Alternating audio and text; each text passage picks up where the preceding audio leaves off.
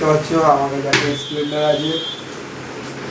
এই স্প্লেন্ডারের প্রবলেম হলো এই কিক শাফটটা চেঞ্জ করতে হবে, কারণ কিককে ঝালাই করা ছিল। আমি মাল চার্জারটা নিয়েছি, অরিজিনাল কিক শাফট আছে, ঠিক আছে।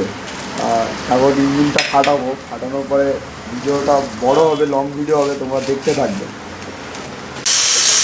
তোমরা দেখতে পাচ্ছ আমাদের ক্লাস সাইডটা পুরো খোলা হয়ে গেছে। তো ক্লাস প্লেটের অবস্থা দেখতে পাচ্ছ, ক্লাস প্লেটের অবস্থা অতটা ভালো না।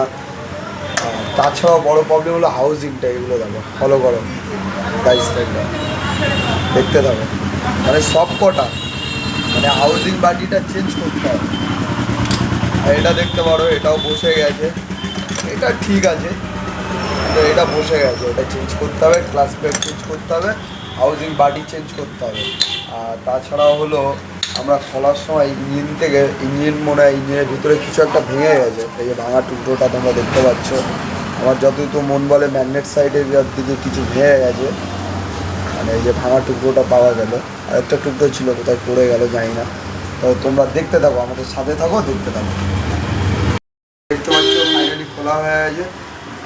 ক্লাস খোলার সময় বলেছিলাম না, এটা ভেঙে গেছে। এই যে চেম্বার ভেঙে গেছে, এই যে পিকচার খোলা হয়ে গেছে। এই যে হলো নতুন পিকচার, এটাকে ইনস্টল করবো এর সাথে। তো দেখতে থাকো।